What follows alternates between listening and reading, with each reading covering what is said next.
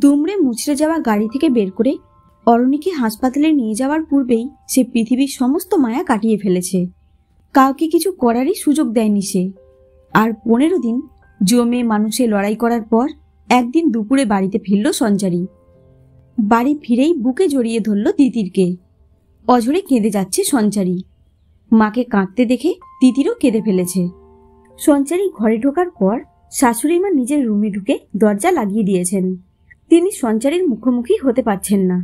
নির্মলবাবু নিজেকে সামলে নিয়ে একবার বৌমা একবার স্ত্রীকে সান্ত্বনা দেবার চেষ্টা করছেন। তিতির চোখের জল মুছে বলল, মা, বাবা তো অফিসের কাজে বাইরে গিয়েছে। তিতিরকে তাই বলা হয়েছিল। তাড়াতাড়ি ফিরে আসবে। তুমি তাড়াতাড়ি ভালো শাড়ি পরো, চুড়ি টিপ সবকিছু পরে নাও, না হলে বাবা এসে বকবে তোমাকে। তোমার এরকম এলোমেলো থাকা পছন্দ করে না বাবা। ডুকরে কেঁদে উঠল সঞ্চারী। সঞ্চারীর ভাইয়ের বউ তিতিরকে সরিয়ে নিয়ে গেল। সারাদিনের পর সন্ধ্যা হতেই সঞ্চারী গেল নিজের ঠাকুর ঘরে। কতদিন পরে এলো ঠাকুর ঘরে। প্রতিদিনের মতো আজ আর সে ঠাকুর ঘরে দরজা লাগালো না। না, আজ আর নিভৃতে একাকী ঠাকুরের কাছে তার প্রার্থনা করার কিছু নেই।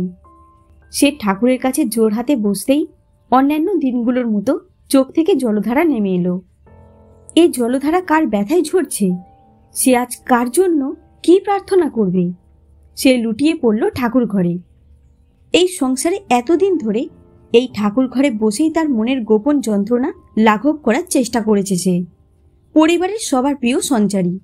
সে নিজের মতো ঠাকুর ঘরে যেটুকু সময় কাটায় কেউ তাকে বাধা দেয় না। আজও তাকে সবাই একলা ছেড়ে দিল ঠাকুর ঘরে।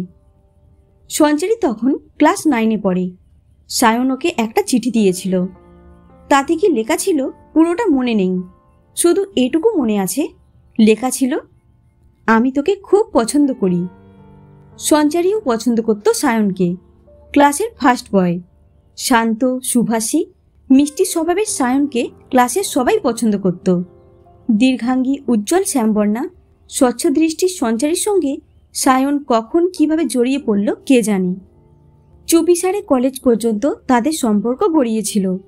সায়ন জানত বড় ব্যবসায়ী মেয়ে সঞ্চারী তার মতো প্রাইমারি স্কুল শিক্ষকের ছেলের সঙ্গে বিয়ে দেবে না সঞ্চারীর বাবা। তাই ঘটল। সঞ্চারী সায়নের সম্পর্কের কথা শোনার 1 মাসের মধ্যে অরণির সঙ্গে বিয়ে দিয়ে দেন সঞ্চারীর বাবা। সঞ্চারী মনকে শক্ত করে বিয়ের পিঁড়িতে বসেছিল। এছাড়া তার আর কোনো উপায় ছিল না। কলেজ পড়ুয়া সায়ন, কি করবে সে?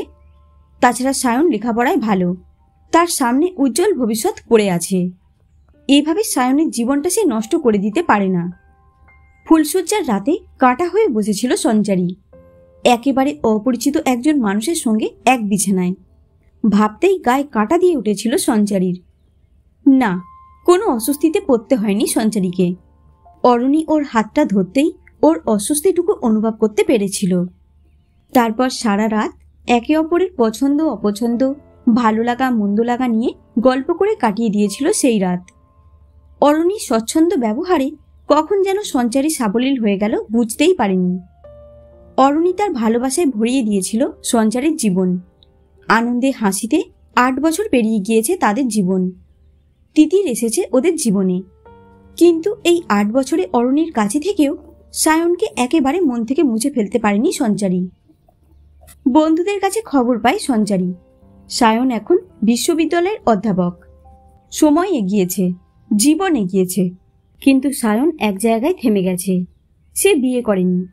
সে বলে অন্য কাউকে এই মনে স্থান দেওয়া সম্ভব নয়। সঞ্চারী রোজ ঠাকুর ঘরে বসে এই প্রার্থনাই করে, সায়নের ঘর সংসার হোক, সায়ন সুখে থাক। সায়ন কষ্টে থাকলে অরণির সংসারে কেমন করে সুখে থাকবে সঞ্চারী? কিন্তু এরই মাঝে গাড়ি দুর্ঘটনায় অরণি চলে গেল সঞ্চারীকে ছেড়ে। অরণি চলে যাবার পর সঞ্চারীর একার উপর শ্বশুর শাশুড়ি তিতিরের দায়িত্ব পড়ল। ওদের সামলে, সংসার চাকরি সামলে সঞ্চারীর জীবন ক্লান্ত বিকেলের মতো হয়েছিল। এই রকমই এক ক্লান্ত বিকেলে অফিসের কাজে কলকাতায় গিয়ে ফেরার পথে হাওড়া স্টেশনে সায়নের সঙ্গে হঠাৎই দেখা হয়ে গেল সঞ্চারীর। প্রথমে দুজনেই হতবাক হয়ে যায় কিছুক্ষণ। সায়নী প্রথম বলে, খুব রোগা হয়ে গিয়েছিস। সবে শুনেছি, তবু সংকোচে তোর সাথে দেখা করতে পারিনি। যদি তুই সুযোগ সন্ধানী ভাবিস আমায়। সঞ্চারী বলল, তুই কেমন আছিস? বিয়ে করিসনি কেন? সায়ন বলল, আমার মনের আয়নায় আমি দ্বিতীয় কোনো মুখের ছবি দেখতে পাই না। যদি আমার মনের মানুষকে কখনো ফিরে পাই তবে বিয়ে করব। সঞ্চারীর মুখটা রাঙা হয়ে উঠল। অন্যদিকে মুখ ফিরিয়ে সঞ্চারী বলল, সেটা যে কোনোদিন সম্ভব হবে না তা তো তুই জানিস। সায়ন বলল, কেন সম্ভব নয় সঞ্চারী? তুই চাইলে সবই সম্ভব হবে। অতীতটাকে সরিয়ে রেখে আমরা আবার সবকিছু নতুন করে শুরু করতে পারি না? সঞ্চারী বলল, তা কিভাবে হবে? এখন আমার মেয়ে ছাড়াও আমার শাশুড়ি মা, শ্বশুরমশাই আমার উপর নির্ভর করে বেঁচে আছেন। আমি সবাইকে ছেড়ে নিজের সুখের জন্য কিভাবে চলে যাব? সায়ন, এটা সম্ভব নয়। তুই সংসারী হ, সুখী হ। আমি দূর থেকে দেখেই খুশি হব, আমার মন শান্তি পাবে। সায়ন বলল, ঠিক আছে, ওসব কথা পরে আলোচনা করা যাবে। চল, আজ তোকে তোর বাড়িতে পৌঁছে দিয়ে আসি। সঞ্চারী অস্বস্তি অনুভব করল, কারণ এর আগে সায়ন কখনো ওর শ্বশুর বাড়িতে যায়নি। সায়নের কথা ও কখনো কারোর কাছে কিছু বলেনি। আজ হঠাৎ সায়নকে নিয়ে গিয়ে কিভাবে পরিচয় করবে সবার সঙ্গে? কিন্তু সায়ন সঞ্চারীর কোনো কথাই শুনল না। সায়ন সঞ্চারীর সঙ্গে ওর বাড়িতে গেল। কোনো সংকোচ না রেখেই খুব সাবলীলভাবে সবার সঙ্গে পরিচয় করল। অল্প সময়ের মধ্যেই ভাব জমিয়ে ফেলল তিতিরের সঙ্গে। কথাবার্তা, হাসি গল্পে সবার মন জয় করে সেদিন বাড়ি ফিরল সায়ন। সেদিন বাড়ি ফিরলেও সায়ন মাঝে মাঝে আসতে শুরু করল ওদের বাড়ি। সঞ্চারী অস্বস্তি অনুভব করলেও সায়নের স্বাভাবিক আচরণে সঞ্চারী, শ্বশুরমশাই, শাশুড়ি মা কেউই কোনো অস্বস্তি অনুভব করেননি। ছেলেকে হারিয়ে তারা যে সর্বক্ষণ বিষণ্ণ থাকতেন তা যেন তিতির আর সায়নের সঙ্গ অনেকটা লাঘব করে দিল। আর তিতির সায়ন আঙ্কেলের সঙ্গ পছন্দ করে, কারণ ওর সমস্ত আবদার মেটে তার কাছে। সায়ন ধীরে ধীরে পরিবারের সবার মনে একটা জায়গা করে নিল। এই সময় একদিন হঠাৎই সঞ্চারীর শ্বশুরমশাই নির্মলবাবু বাথরুমে পড়ে গিয়ে কোমরে মাথায় জোরালো আঘাত পেলেন। ওকে বেসরকারি হাসপাতালে ভর্তি করা হলো। সঞ্চারী একা সব দিক সামলাতে নাজেহাল অবস্থায় পড়ল। খবর পাওয়ার সঙ্গে সঙ্গে সায়ন এসে দাঁড়ালো ওদের পরিবারের পাশে। সায়ন যথাসম্ভব একজন ছেলের দায়িত্ব কর্তব্য পালন করল। সঞ্চারী সায়নের চেষ্টায় দ্রুত আরোগ্য লাভ করে ঘরে ফিরলেন নির্মলবাবু। এই পরিস্থিতির মধ্যে দাঁড়িয়ে তিনি অনুভব করলেন সঞ্চারীর পাশে সায়নকে খুব প্রয়োজন। সায়ন ছাড়া কেউ এভাবে সঞ্চারীর পাশে দাঁড়াবে না। সায়ন পাশে থাকলে সঞ্চারী, তিতির দুজনেরই আগামী জীবনটা অনেক সুখের, আনন্দের হবে। নির্মলবাবু একটু সুস্থ হয়ে ওঠার পর একদিন তার স্ত্রী কমলা দেবীর কাছে তার মনের সমস্ত ভাবনা প্রকাশ করলেন।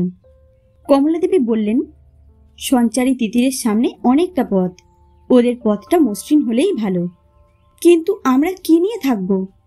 ওরা আমাদের পাশে আছে বলে আমরা অরণিকে হারানোর কষ্টটা ভুলে আছি। ওরা চলে গেলে আমরা কিভাবে বাঁচব? নির্মলবাবু বললেন, আমরা কদিনই বা বাঁচব? আমাদের ঈশ্বর যা দুঃখ দিয়েছেন তা তো আমাদের সহ্য করতেই হবে। আমাদের সুখের জন্য আমরা ওদের কষ্ট দিতে পারি না। আমি সায়নের সঙ্গে কথা বলবো। পরদিন সায়ন বাড়িতে এলে সায়ন, সঞ্চারী দুজনকে পাশে বসিয়ে নির্মলবাবু বললেন, সায়ন, আমি আর আমার স্ত্রী ভেবেছি তুমি যদি আমাদের পরিবারের একজন, মানে সঞ্চারী আর তিতিরের পাশে থাকো সারা জীবন, তাহলে আমরা শান্তিতে এই পৃথিবীর মায়া কাটাতে পারি। সঞ্চারী অস্বস্তিতে উঠে যেতে চাইল, মুখে বাঁধা দেবার চেষ্টা করল, কিন্তু সায়ন ওকে থামিয়ে দিয়ে বলল, আমি সঞ্চারীকে ভালোবাসি, আমি ওর পাশেই থাকতে চাই। কিন্তু শুধু সঞ্চারী, তিতির নয়, আমি আপনাদের সন্তানের মতো আপনাদেরও পাশে থাকতে চাই চিরদিন। আপনারা আপনাদের সন্তান মনে করলে আমি ধন্য হব। নির্মলবাবু, কমলা দেবী একসঙ্গে জড়িয়ে ধরলেন সায়নকে, বললেন, তুমি সঞ্চারী, তিতিরকে নিয়ে চিরসুখী হও। সায়ন বলল, না, আমরা সবাই মিলে একসঙ্গে ভালো থাকতে চাই। আজ আবার সঞ্চারী ঠাকুর ঘরে গিয়ে ঠাকুরের কাছে প্রার্থনা করল, ঠাকুর, পথ বলে দাও। আনন্দে বিষাদে চোখে জল এলো ওর। সেদিন সারা রাত্রি ঘুম এলো না সঞ্চারীর চোখে। ভোরের দিকে একটু তন্দ্রা মতো এলো। সঞ্চারী দেখল অরণি এসে ওকে ডাকছে। অরণি বলছে, ওঠো, রাত পার হয়ে গেছে, দেখো নতুন একটা দিনের আগমন ঘটছে। চলো, আমি তোমাকে এগিয়ে দিয়ে আসি নতুন দিনের পথে। অরণি ওর হাত ধরে এগিয়ে চলেছে। তিতির রয়েছে সঙ্গে।